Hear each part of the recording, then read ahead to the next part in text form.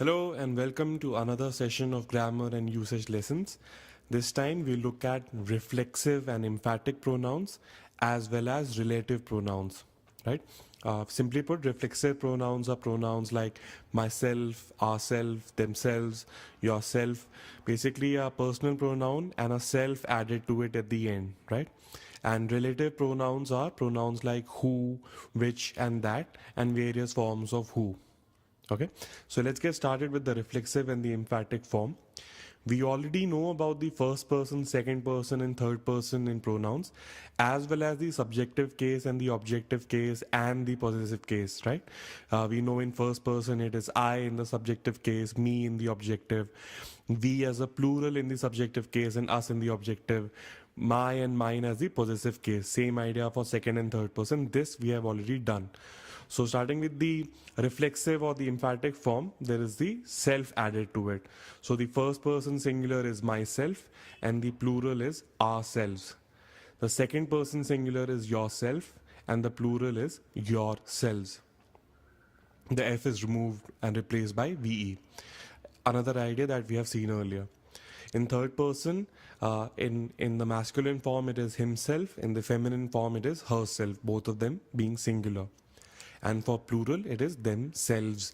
Once again, the F removed and replaced by VE, right? And in the neuter case, it becomes itself, right?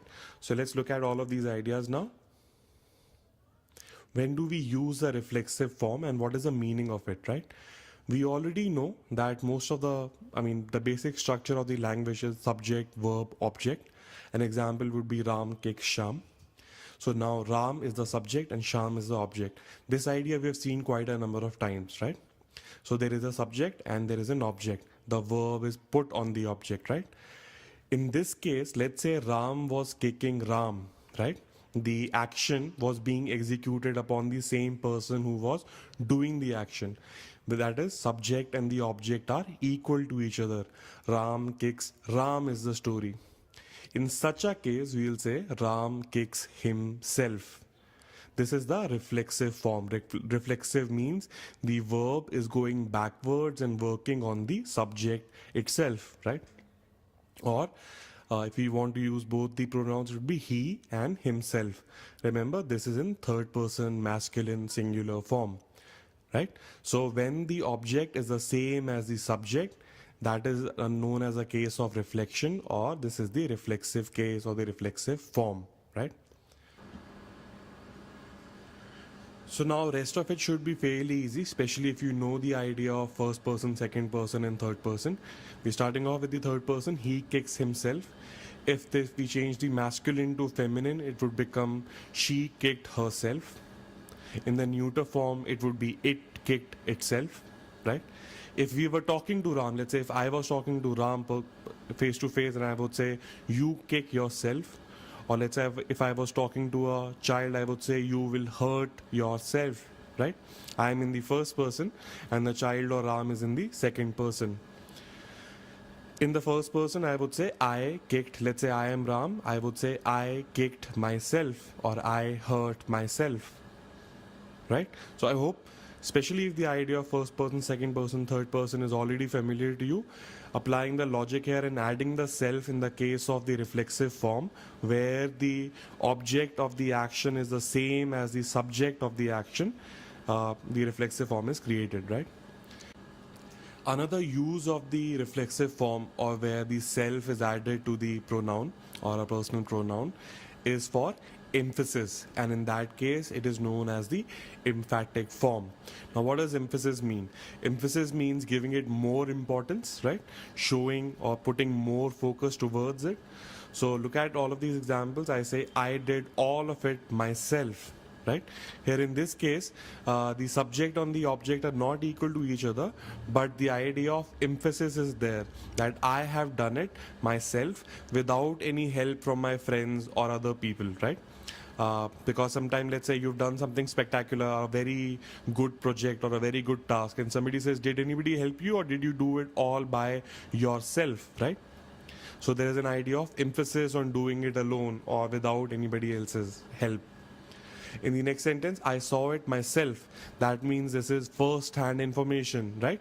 First-hand information is more credible than second-hand information, right?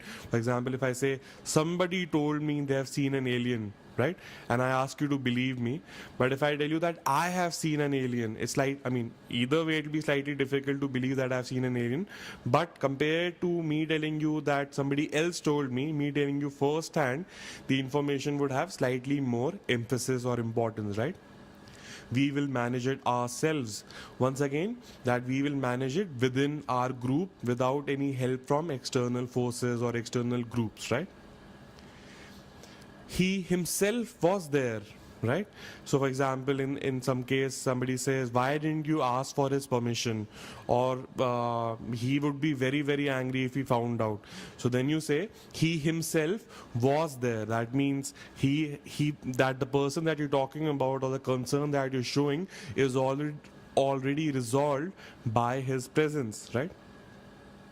Please go and check for yourselves, right? Because you don't believe me, you will trust your own eyes. So go and see for yourself. Do not listen to other people. Do not trust second-hand information once again. So emphasis, credibility, importance, turn of focus towards something, that is known as the emphatic case, right?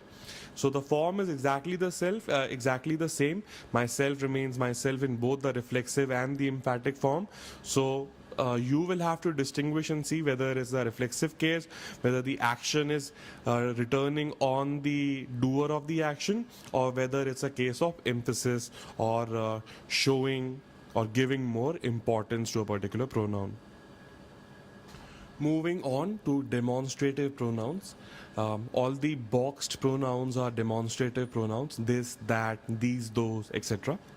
Now, demonstrative might be a difficult word, so think of an easier concept. They are pointing pronouns. So let's say if you're using your hands to point to something, right? So you will say this or that. So in such a situation, these pronouns are used. But in the text form, or when it is written when the language is in the written form, the pointing is not really visible. So how do we distinguish between this and that? So remember, both this and that are pointers, right? They're pointing to something. And what's the difference between this and that, right? The basic idea being, this is used for near things which are near to us, and that is used for far away things. So when you're pointing to a thing which is nearby, you will use this, and when you're pointing to a thing which is, let's say, slightly far away or further away, you will use that, right? So how much distance is there? It's very very relative and subjective, but that's the idea. So near things are called this when they are pointed at, and far away things or further away things are pointed by using the word that. So let's say Ram was talking to Sham, and there was a dog standing next to them, and Ram says, I like this dog, right? So what would that mean? Because there's another dog which is also standing, but it is slightly far away from both Ram and Sham, and maybe not the focus of the conversation, right? So when Ram says, I like this dog, he's pointing to the nearby dog, right? Now let's say Sham responds to him, and Sham says, I like that one. So Sham is pointing to the faraway dog. Not really far away, but relatively further than the yellow dog. Very easily in the pronoun form, this would become these. So Ram would say, I like these dogs. That means he's pointing to nearby dogs. And Sham would say, I like those dogs, which is the plural form of that. So these points to near objects, and those points to far away objects, right? One last demonstrative pronoun is the word such. So Ram says, let's say this, pointing to the nearby dog, and says, this is my dog. And Sham says, such dogs. So such, the pronoun such, is obviously pointing to the dog. But what does Sham mean by using the pronoun such? By using the pronoun such, Sham is actually referring to, let's say, the whole category, class, or kind of this particular dog. So let's say when he looks at this dog and Sham says such dogs, he actually means all yellow dogs or all dogs of this particular breed or family, right? So such refers to class, category, or noun. Such refers to class, category, or kind of something. Right? So let's go back to the sentences we looked at earlier. So this dish means the nearby dish is better than that dish, which means the faraway dish, right?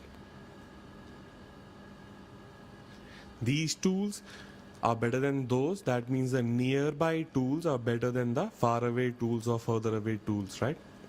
So even if I do not see the finger pointing, even if I am just reading this material on text, right, on paper, I will still be able to figure out that the writer or the speaker was referring to nearby or faraway things.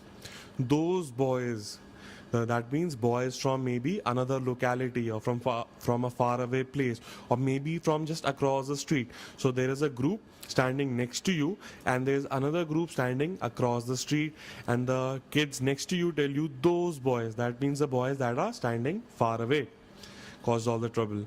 They cheated all of us, such people, right?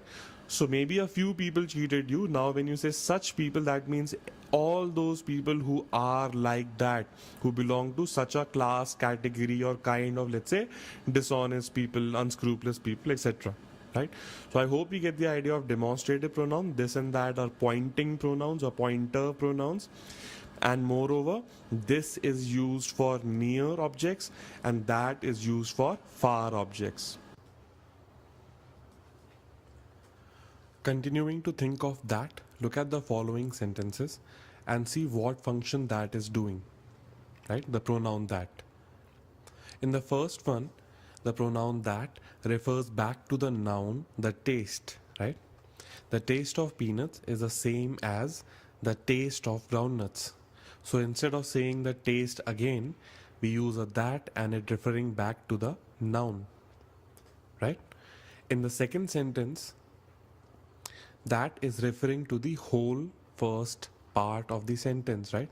The part before the and, the whole clause, right? So that can refer back to a lot of things, a noun, a whole sentence, a clause maybe, right? A separate sentence altogether, a whole conversation mentioned in the previous paragraph. So it is a fairly commonly used pronoun, used more often than not to point to things, right? It could be a noun or a thing that is far away or a whole sentence or something that was mentioned in the previous paragraph and so on and so forth, right? That is also a relative pronoun. Now, first of all, what are relative pronouns? Examples are who, which, in that in the following sentences. Who refers back to Ram, right? Otherwise, I would have said I saw Ram and Ram had just walked out of the bank.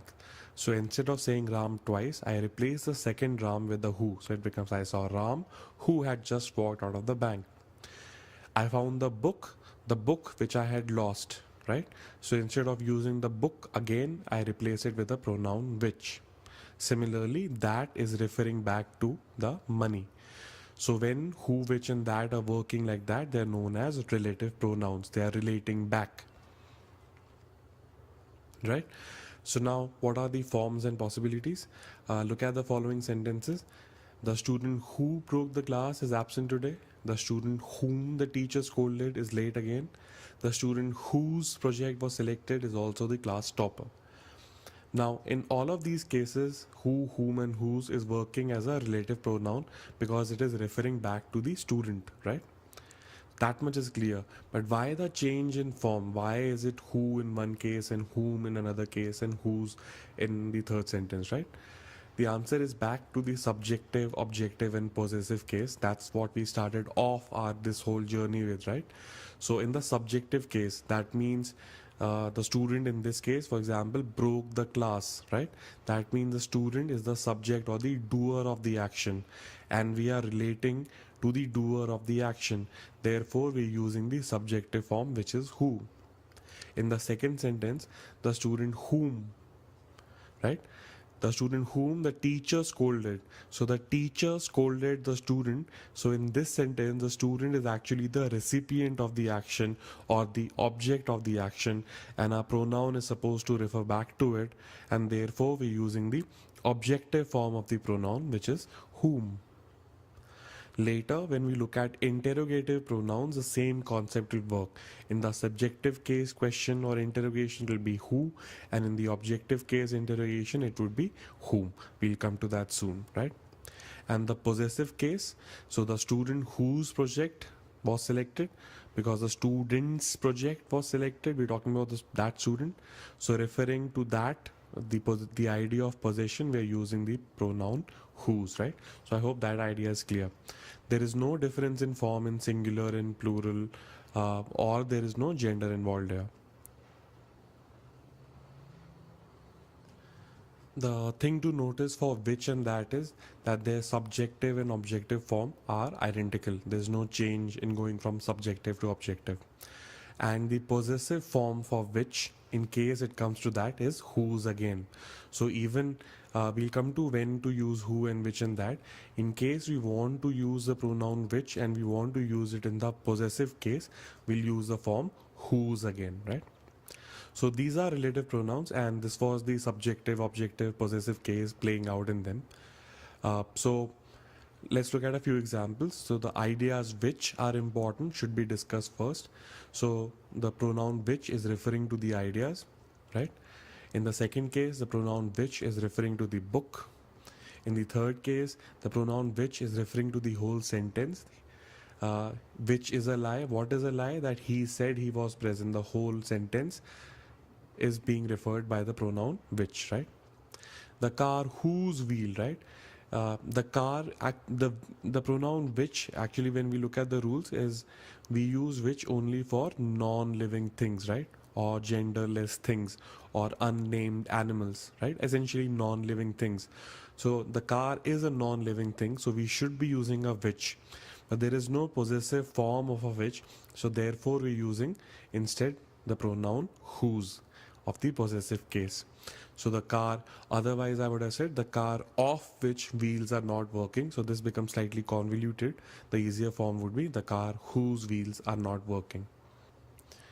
The relative pronoun that is used both for living things as well as non-living things. So this is the game that I was talking about. That refers to the game. He is honest, that is referring to the whole sentence. In the third sentence, that is referring to the policeman. And in the last one, that is referring to the bowler, right? So that is used for both living as well as non-living things. Who was used only for living things, right? So who versus which versus that. Who and that for living things, persons, named animals. Which for non-living things, groups and unnamed animals, right? Whose is the possessive case of non-living things too, right? Now, who and that both are being used for living things, and which and that are both being used for non-living things. So how do we differentiate between these two, right? So the answer lies in understanding restrictive and non-restrictive clauses. So what are restrictive and non-restrictive clauses? Look at these sentences. My cousin, comma, who is a doctor, comma, has gone to America, right? And the second one, my cousin, who is a doctor, has gone to America.